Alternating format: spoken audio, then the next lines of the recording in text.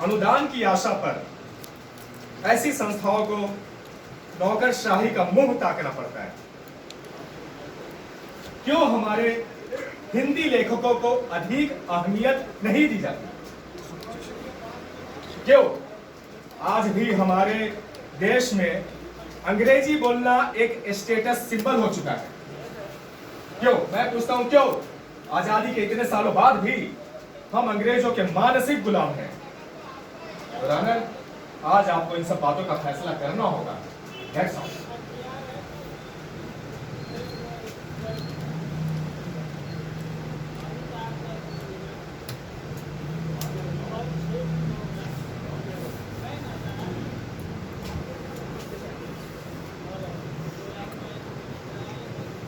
इसमें कोई शक नहीं है कि भारत के एक छोर से दूसरे छोर तक अभिव्यक्ति का सशक्त माध्यम बनने वाली, संपर्क सेतु का कार्य करने वाली, लोकप्रिय, जीवन तथा टिकाऊ बनी रहने वाली और सभी भारतवासियों सांस्कृतिक भावनाओं को पूरी सफलता से व्यक्त करने वाली भाषा केवल हिंदी है।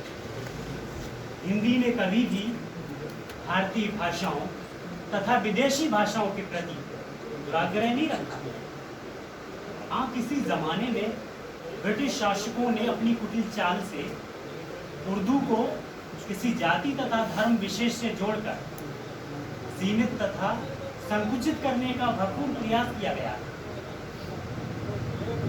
लेकिन इसके बावजूद उर्दू के कई प्रचलित शब्दों और प्रयोगों की हिंदी में कमी नहीं, जैसे कागज, दस्तावेज, दवादार, रोशनाई तथा कचहरी आदि ऐसे अनेकों उदाहरण देने जा सकते हैं।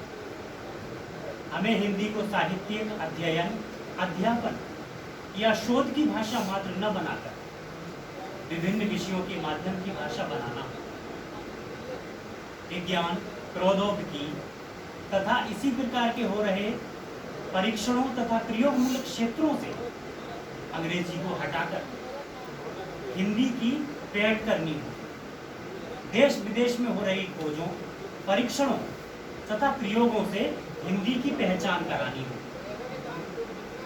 इसके लिए आवश्यकता है अच्छे अनुवाद और अनुवादकों को तैयार करना। इसके लिए भारतीय संवैधानिक प्रावधानों की प्रतीक्षा करने से कुछ नहीं। इसके लिए प्रत्येक हिंदी भाषी को ये संकल्प लेना होगा कि वो हिंदी के अलावा कम से कम कोई एक अन्य भारतीय भाषा सीखे, पढ़े तथा उसे हिंदी भाषियों तथा हिंदी भाषा का ज्ञान अन्य भाषा के पाठकों तक पहुंचाए।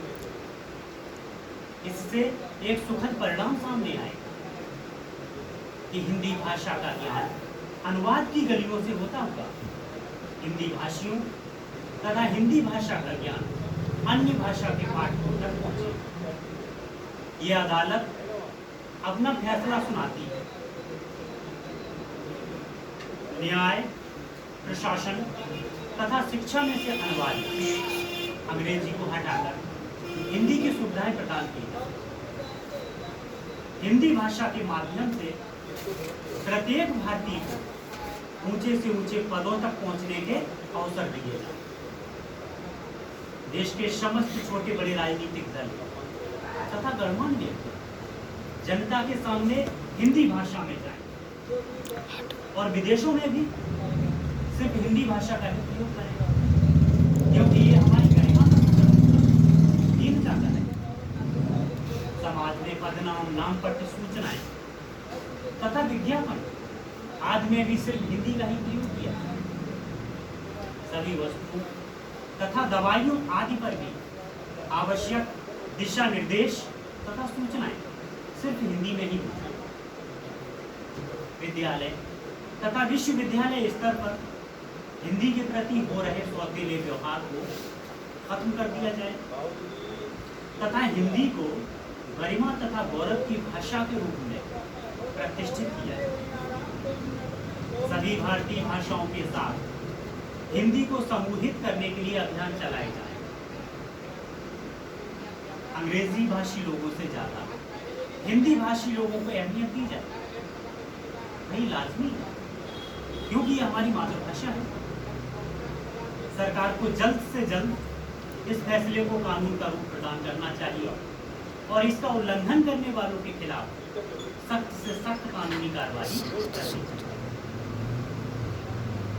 अंग्रेजी समर्थक लोग अंग्रेजी के प्रति अपने मोह को त्याग कर अपनी मातृभाषा हिंदी को सम्मान दें। स्वयंसेवी संस्थाएं, हिंदी कार्यालय एवं अनुभाग तथा समाज सेवी संस्थाएं अपनी मातृभाषा हिंदी के सम्मान के लिए समर्पित भाव से जुट जाएं। हमारे बड़े हमेशा सही हो ऐसा नहीं, भाई वो भी गलती कर सकते हैं, क्योंकि इंसान जो होता है वो गलतियों का पुतला होता है। लेकिन हमारा कर्तव्य ये बनता है कि हमारे बड़ों द्वारा जो गलतियां की गई हैं हम उन गलतियों को सुधारें, ना कि हम उन गलतियों को दोहराएं। अनजाने में जो हमारे भारतीय संविधान निर्माताओं से गलतियां हुई हैं, संसद को चाहिए कि उनमें सुधार करे और हिंदी को सिर्फ नाम की मातृभाषा न रखे। हमारे ही देश में कुछ लोग अंग्रेजी के कट्टर समर्थक हैं, मैं मानता हूं, किंतु सबसे ज्यादा बाधाएं पैदा की हैं अंग्रेजी के ठेकेदार। लेकिन इसका यह मतलब नहीं है कि अंग्रेजी पूरी तरह से निर्दोष है। अंग्रेजी को वही किया जाता है, लेकिन इस हिदायत के साथ कि वो भारतीय भाषा परिवार का एक हिस्सा है और उसे एक हिस्सा ही बनकर रहना चाहिए, ना कि पूरा परिवार बनने की कोशिश करनी चाहिए।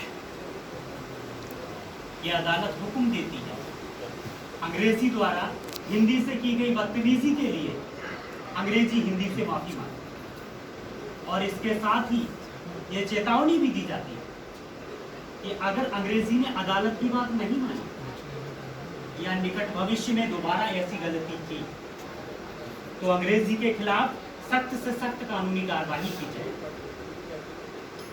ये अदालत अब यही समाप्त की जाती है।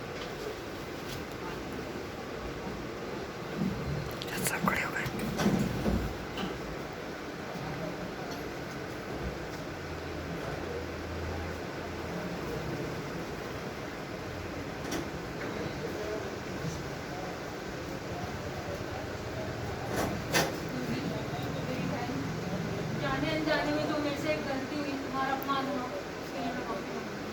कोई बात नहीं, तुम मेरे भारतीय भाषा परिवार का हिस्सा थी और हमेशा रहो।